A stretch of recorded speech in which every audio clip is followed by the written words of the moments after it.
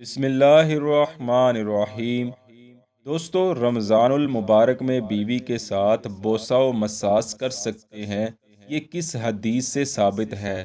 چاروں فقہ کے علماء اس کے بارے کیا رائے رکھتے ہیں؟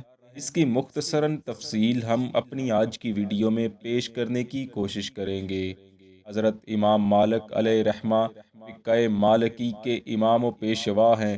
آپ نے اپنی مشہور و معروف تصنیف موطا میں بیان کیا ہے کہ عطا بن یسار سے روایت ہے، ایک شخص نے رمضان المبارک میں روزے کی حالت میں ہوتے ہوئے اپنی بیوی کا بوسہ لے لیا۔ کچھ دیر بعد اسے احساس ہوا وہ اپنے کیے پر بہت رنجیدہ ہوا۔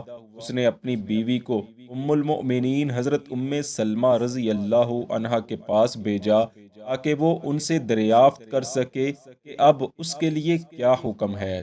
وہ عورت جب حضرت ام سلمہ کی خدمت میں حاضر ہوئی تو آپ نے اس سے فرمایا، رسول اللہ صلی اللہ علیہ وآلہ وسلم بھی حالت روزہ میں اپنی ازواج کا بوسہ لیتے ہیں۔ یہ سن کر عورت واپس لوٹی اور اپنے خاوند کو جا کر بتایا تو اس کا خاوند مزید رنجیدہ ہو گیا اور کہنے لگا، ہم رسول اللہ صلی اللہ علیہ وآلہ وسلم جیسے نہیں ہیں۔ اللہ اپنے رسول کے لیے جو چاہتا ہے حلال کرتا ہے۔ یہ کہہ کر اس نے اپنی بیوی کو دوبارہ ام المؤمنین حضرت ام سلمہ کے پاس بھیج دیا۔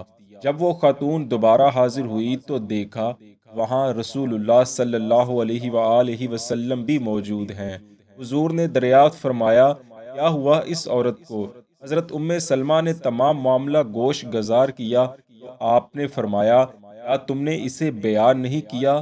آپ نے عرض کیا، میں اس کو بیان کر چکی ہوں، لیکن یہ کہتی ہے کہ اس کا شوہر ابھی بھی رنجیدہ ہے۔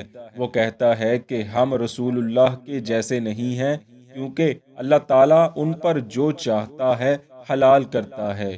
یہ سن کر رسول اللہ صلی اللہ علیہ وآلہ وسلم جلال میں آ گئے اور فرمایا، خدا کی قسم، تم سب سے زیادہ میں اللہ عز و جل سے ڈرتا ہوں اور تم سب سے زیادہ اس کی حدوں کو پہچاننے والا ہوں۔ یعنی اگر حالت روزہ میں بیوی کا بوسہ لینا اللہ تعالیٰ کی حدوں کو پار کرنے کے مترادف ہوتا تو میں کسی صورت ان حدوں کو پار نہ کرتا۔ اسی طرح حضرت امام مالک نے ایک اور روایت بیان کی کہ حضرت ابو ہریرہ اور حضرت سعد بن ابی وقاص روزہ دار کو بوسہ لینے کی اجازت دیتے تھے، جبکہ حضرت ابن عباس رضی اللہ عنہما سے جب اس کا سوال ہوا تو آپ نے فرمایا، بوڑھے کو اجازت ہے مگر جوان کے لیے مکروہ ہے۔ فقہ شافعی کے مشہور عالم علامہ نووی شافعی علیہ رحمہ بیان کرتے ہیں، جب بغیر جماع کسی نے روزہ توڑا ہو، یعنی کھا پی کر یا پھر مشت زنی کر کے اور انزال تک لے جانے والی مباشرت سے، تو اس پر کوئی کفارہ نہیں، کیونکہ نص میں تو جماع کا لفظ آیا ہے اور یہ اشیاء اس معنی میں نہیں ہیں، یعنی بوسہ اور مساس وغیرہ سے روزہ نہیں ٹوٹتا۔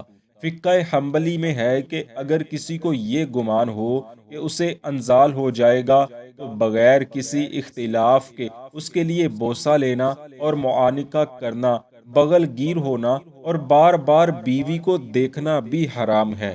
چنانچہ اگر آپ نے اپنی بیوی سے اس صورت میں دل بہلایا کہ آپ کو روزہ ٹوٹنے کا کوئی خدشہ نہ تھا تو پھر آپ پر کوئی گناہ نہیں، چاہے روزہ ٹوٹ بھی گیا۔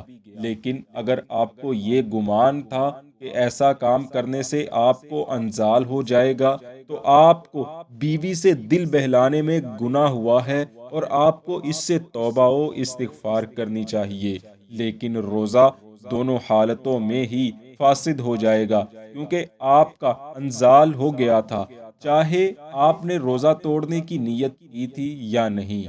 ام المومنین حضرت عائشہ صدیقہ رضی اللہ عنہا فرماتی ہیں، رسول کریم صلی اللہ علیہ وآلہ وسلم اپنے روزہ کی حالت میں اپنی ازواج کا بوسہ لیتے تھے اور انہیں اپنے بدن سے لپٹاتے تھے، کیونکہ حضور اپنی حاجت پر تم سے زیادہ قابو یافتہ تھے۔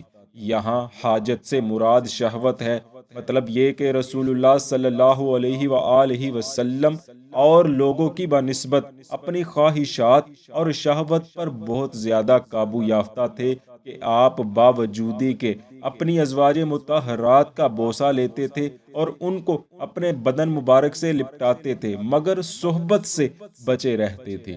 ظاہر ہے کہ دوسرے لوگوں کا ایسی صورت میں اپنی شہوت پر قابو یافتہ ہونا بہت مشکل ہے۔ اسی حدیث پاک کی روح سے فقہ حنفی سے تعلق رکھنے والے علماء یہ مسئلہ بیان کرتے ہیں کہ بیوی کا بوسہ لینا، مساج کرنا اور بیوی کے بدن کو اپنے سے لپٹانا روزہ دار کے لیے مکروہ ہے، ایسی صورت میں کہ جب جماع میں مشغول ہو جانے اور انزال ہو جانے کا ڈر ہو۔ لیکن اگر یہ خوف نہ ہو تو مکروہ نہیں ہے، لیکن اس سے بچنا ہی افضل ہے۔ دعا ہے رب العالمین ہمیں ماہ رمضان کے تقدس کا خیال کرتے ہوئے زیادہ سے زیادہ اس مہینے میں اپنی عبادت کرتے رہنے کی توفیق عطا فرمائے، آمین۔